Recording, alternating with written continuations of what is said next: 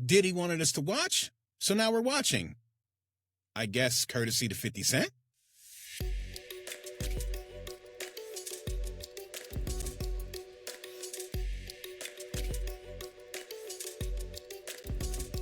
If you were a fan of rap in the early 90s to the 2000s, then you're probably aware of who Diddy is. Diddy, Puff, Puff Daddy, Brother Love, whatever you want to call him, Sean Combs has been a part of the music landscape for what seems like forever. I had a chance to check out the Netflix docuseries Sean Combs' The Reckoning, and let me tell you, it hit different. I love the journey through time.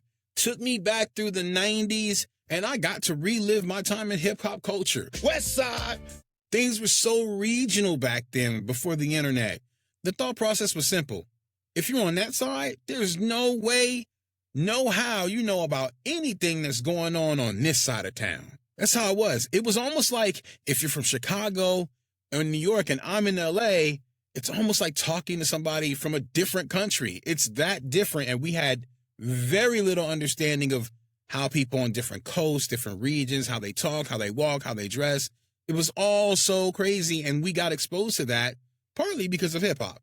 So it would have been beyond anything that I would think of that somebody from New York allegedly could be affiliated with gangs out here. Something tells me Pac and Death Row probably were just as surprised. Speaking of which, this docuseries is making me rethink what I think about Pac and Big's death. I don't care nothing about no Diddy freak-offs. Do what you do, pimp, with people that want to do it with you. Of consenting age. Jeez. Cassie being painted as emotionally trapped and not physically trapped, I thought was pretty damning. Diddy literally said, "I don't really deal in reality." A few frames later, they cut to him dragging and kicking Cassie in a hallway at a hotel. Okay, we're all done here. Then another cut to him arguing with his lawyers about how they're not doing a good enough job and he needs the dirtiest of the dirties in terms of lawyers that can help him. Okay. There's so many little tidbits. I mean, I feel like I knew so much of that stuff already just growing up in that era. But it was interesting to hear them say Diddy was built to be cool by the industry. I saw that in real time. I saw that while it was happening. I really enjoyed this docuseries. I'm not going to lie. It was a little entertaining, a little scary, a little, I don't even have the words for it.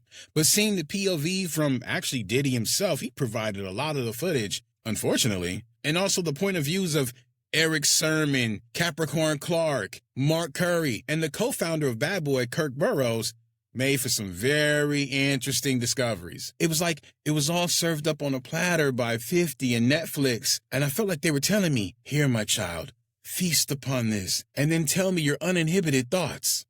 That's why I'm here. Look, Fifth, I don't know what personal reason you got to do this sort of thing. I kind of have an idea, but thanks for standing up for hip-hop. On and off, you haven't seen this docuseries, and you grew up on hip-hop like I did, I think it's going to do a lot for you. Check it out. Let me know what you think in the comments.